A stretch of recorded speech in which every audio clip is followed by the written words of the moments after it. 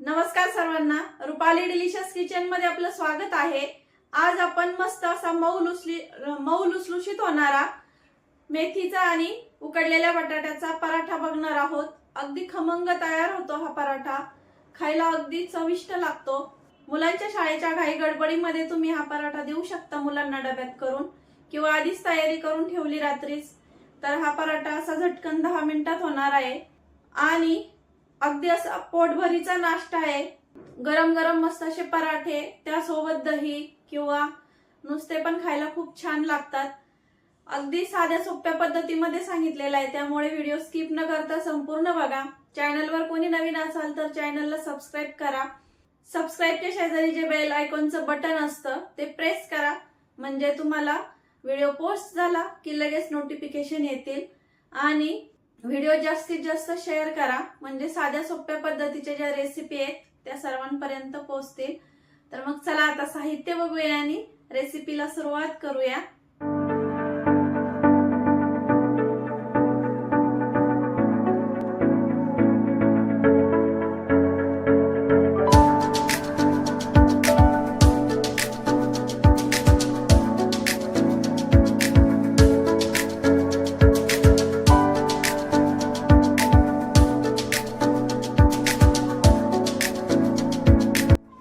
तर आपण झटपट होणारा इथं मेथी आणि उकडलेल्या बटाट्याचा पराठा बघणार आहे।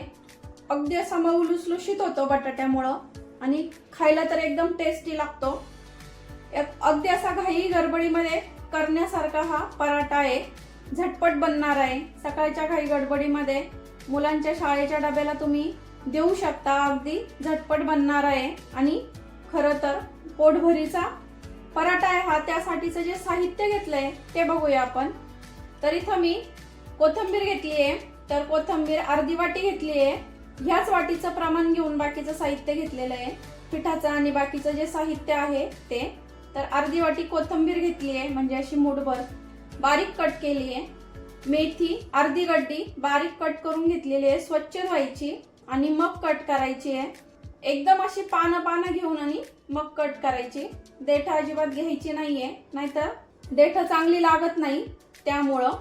तर हेच वाटीचं प्रमाण घेऊन 2 वाटी आपण इथं मेथी घेतली आहे, 2 वाटी आपण इथं गव्हाचं पीठ, अर्धी वाटी बेसन पीठ, 2 वाटी गव्हाच्या पिठाला अर्धी वाटी बेसन पीठ घ्यायचं। छान असे खुसखुशीत तयार होतात पराठे। 1 वाटी भरून बटाटा घेतलाय, मोठ्या साईजचा 1 बटाटा घेतलाय, किंवा तुम्ही मध्यम आकाराचे असे 2 बटाटे घेतले उकडलेले तरी चालतील। वाटणासाठी 8 ते 10 हिरव्या मिरच्या, अर्धा चमचा जिरं, इथं जिरं पावडर वापरली तरी चालेल, 8 ते 10 लसणाच्या पाकळ्या, अर्धा इंच आलं, धना पावडर, हळद पावडर, ओवा, चवीपुरतं मीठ आणि तूप घेतलंय। सर्वात आधी आपण वाटण तयार करून घेणार आहे या साहित्याचं। तर हिरव्या मिरच्या आणि हे बाकीचं जेवढं साहित्य ते पूर्ण टाकून घ्यायचंय आणि थोडंसं पाणी टाकून आपल्याला हे वाटण तयार करून घ्यायचंय। फाईन पेस्ट तयार करायची आहे। तर हे बघा, एकदम असं बारीक वाटून घ्यायचंय। आता पीठ भिजून घेऊया। सर्वात आधी मेथी टाकून घ्यायची आपल्याला, भरपूर अशी कोथिंबीर, अर्धा चमचा धना पावडर, पाव चमचा हळद, अर्धा चमचा ओवा हातावर घेऊन जरा क्रश करायचा आणि मग टाकायचं आहे। चवीपुरतं मीठ, 2 चमचे तूप टाकणार आहे आपण, जेणेकरून मेथी कडवट लागणार नाही त्यासाठी। वाटण तयार करून घेतलंय, हे वाटण टाकून घ्यायचंय पूर्ण। बटाटा, आता हे सर्व साहित्य आपल्याला हाताने मिक्स करून घ्यायचंय, मेथीला आणि बटाट्याला लावून घ्यायचंय। आणि मेथी एकदम बारीक कट करायची आहे। आपण स्टफ पराठा नाही करत आहे बटाट्याचा, अगदी सोपा आहे, झटपट बनणार आहे। मेथी आलू स्टफ पराठा करायला वेळ लागतो आणि पराठा फुटण्याची पण शक्यता असते, त्यामुळे अशा पद्धतीचा जर तुम्ही केला तर झटपट होतो आणि मुलांना आवडतो पण बटाट्याचा। मेथी आवडीने खात नाहीत मुलं, तर तुम्ही अशा पद्धतीचं करू शकता। तर सगळं एकजीव करून झालंय। आता इथं आपल्याला गव्हाचं पीठ आणि बेसन पीठ टाकून घ्यायचंय। आता आपल्याला शक्यतो यामध्येच पीठ भिजवायचं आहे, गरज पडली तरच पाणी टाकायचं आपल्याला, कारण मेथी पण आपण धुवून घेतलेली आहे आणि बटाट्याला स्वतःचा तो उकडलेला बटाटा घेतलाय, त्यामुळं तो पण असा ओलसर असतो, पातळ पीठ व्हायला नको, म्हणून आपण स्टार्टिंगला पाणी वापरणार नाहीये इथं. गरज पडली तरच पाणी वापरायचं आहे. आणि वाटण वाटताना पण आपण थोडंसं पाणी, पाववाटी पाणी वापरलं होतं, तर थोडंसं पाणी लागेल, अर्धी वाटी मला असं वाटतंय. आता बघूया किती लागतं. थोडंसं मिक्सरचं भांड्यात पाणी टाकून आणि ते पाणी टाकते मी. मिक्सरच्या भांड्यात थोडंसं पाणी टाकलं, आधी थोडंसंच टाकूया, थोडं पाणी टाकून आपण पीठ मळून घेणार आहे. अगदी घट्टसर गोळा मळायचा आहे. पुरीच्या पिठाला आपण जसं बनवतो ना, घट्टसर पीठ मळतो ना, त्या पद्धतीने आपल्याला इथं पीठ मळून घ्यायचं आहे. अजिबात सैलसर पीठ मळायचं नाही, नाहीतर पराठा लाटताना सारखा पोळपाटाला चिटकेल आणि पराठा लाटता येणार नाही, कारण आपण यामध्ये बटाटा वापरलेला आहे त्यामुळं. आता मी थोडं पाणी टाकून पीठ मळून घेते आणि शेवटी तुम्हाला सांगते किती पाणी लागलं. तर बघू शकता असा घट्टसर गोळा तयार करून घेतलाय मी इथं. चपातीच्या पिठापेक्षा पण आपल्याला इथं घट्ट पीठ भिजून घ्यायचंय पराठ्याचं, म्हणजे छान असे पातळ लाटल्यात जातात. आता थोडंसं तूप टाकून घेऊया आणि तुपावरती थोडंसं मळून घ्यायचं आहे. मेथीच्या पराठ्यांना शक्यतो तूप वापरायचं, म्हणजे थोडासा जो कडवटपणा असतो मेथीला तो अजिबात लागत नाही किंवा कमी होतो. आता आपलं छान असं मऊसूत पीठ भिजून झालंय. थोडंसं तूप लावून घेऊया वरच्या साईडने. एका भांड्यामध्ये भिजत ठेवणार आहे आपण. तर आपल्याला आता 15 ते 20 मिनिटासाठी झाकून ठेवायचंय पीठ. पीठ मळण्यासाठी पूर्ण पाणी हे अर्धी वाटी लागले. आपण ज्या वाटीने सगळं मोजून घेतलंय प्रमाण, त्या वाटीचं मला अर्धीच वाटी पाणी लागलंय.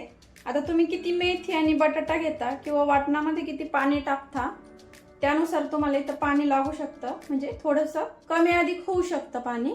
आता 15 ते 20 मिनिटांनी आपण पराठे करून घेऊया. तर इथे एक तवा गरम करायला ठेवलाय.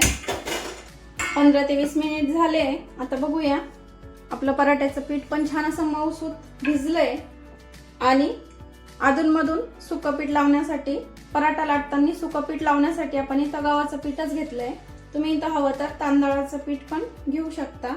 आता यातला एक आपण उंडा काढून घेऊया. खूप जास्त मोठा किंवा खूप जास्त छोटा नाही काढायचा. मध्यम आकाराचे पराठे लाटून घ्यायचे, म्हणजे छान भाजल्यात जातात. थोडंसं पोळपाटाला पीठ लावून गोळा मळून घेऊया, किंवा तुम्ही पूर्ण गोळा पण एकदा मळून घेऊ शकता लाटायला सुरुवात करायच्या आधी. तुम्ही तेल, तूप काही पण इथं घेऊ शकता. मी तूप घेतलंय भाजण्यासाठी. पण छान असा गोळा तयार करून घेतलाय आणि अजिबात चिरा जात नाहीये. बघू शकता छान असं परफेक्ट प्रमाण झालंय आपल्या साहित्याचं. आता थोडासा सुक्या पिठामध्ये गोळा असा घोळून घेऊया, म्हणजे पोळपाटाला चिकटणार नाही.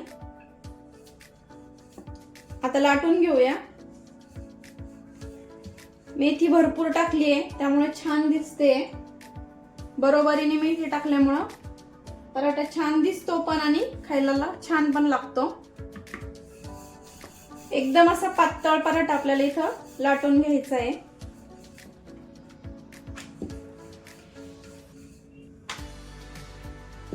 चिटकत असेल तर अधूनमधून थोडंसं पीठ लावायचं, म्हणजे चिपकणार नाही.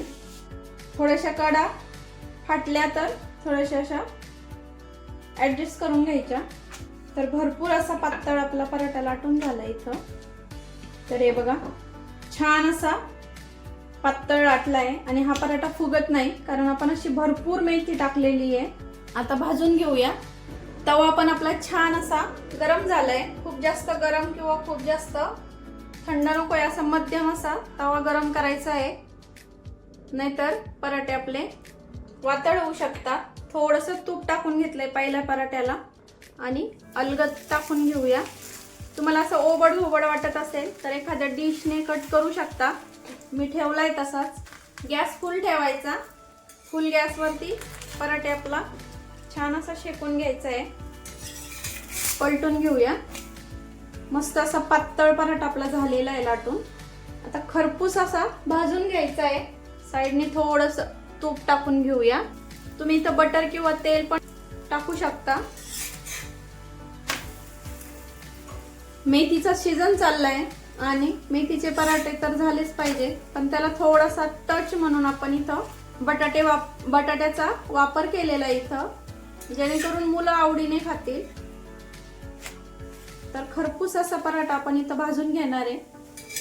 तर बघू शकता पहिला पराठा आपला छान असा मऊ तयार झालेला आहे आणि खमंग असा शेकलेला आहे खरपूस असा.